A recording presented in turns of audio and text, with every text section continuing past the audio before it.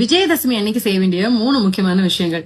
ஒண்ணு, குழந்தைங்களுக்கு அன்னைக்கு தான் அக்ஷர ஆரம்பம் பண்ணுவாங்க. அதனால நெல்லிலேயோ அரிசியிலேயோ அல்லது மணல்லையோ ஊ அல்லது ஓம் அல்லது ஸ்ரீ அப்படின்னு எழுத வைப்பாங்க. இது அந்த படிக்க ஆரம்பிக்கக்கூடிய குழந்தைங்க தான் பண்ணணும் அப்படிங்கிறது கிடையாது.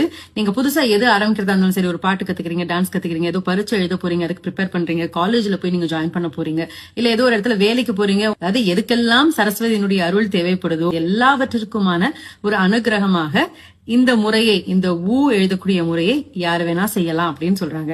இதுல ஒரு முக்கியமான விஷயம் என்ன அப்படின்னா, அந்த மாதிரி ஒரு ஊவோ அல்லது ஓமோ நீங்க எழுதும் பொழுது நீல சங்கு புஷ்பத்தை மஞ்சளில் தோய்த்து அதை வைத்து எழுதுறதுனால இன்னும் ஆழமான ஞானம் கிடைக்கும் அப்படிங்கிற ஒரு நம்பிக்கை இருக்கு. இது நீங்க செய்யலாம். 2வது, நவ சக்திகளையும் ஒன்றாக வெளிப்படுவது. அதாவது 9 வெற்றிலை எடுத்து அதுல மஞ்சள் தடவி அத சுவாமி கிட்ட வச்சு அதுல குங்குமம், அக்ஷதை இதெல்லாம் வச்சு வழிபட்டு தாம்பூலமாக மற்றவர்களுக்கு கொடுக்கறது அப்படிங்கிறது நவசக்தியினுடைய ஆசீர்வாதத்தையும் பெற்றுக் கொடுக்கும். குடும்பத்துக்கு இதனால ரொம்ப நல்லது நடக்கும்னு சொல்றாங்க. 3வது, பசுவிற்கு உணவிடுதல் இந்த நாள்ல ரொம்ப ரொம்ப விசேஷமா. இதுல நம்பிக்கை இருக்கிறவங்க செய்யுங்க.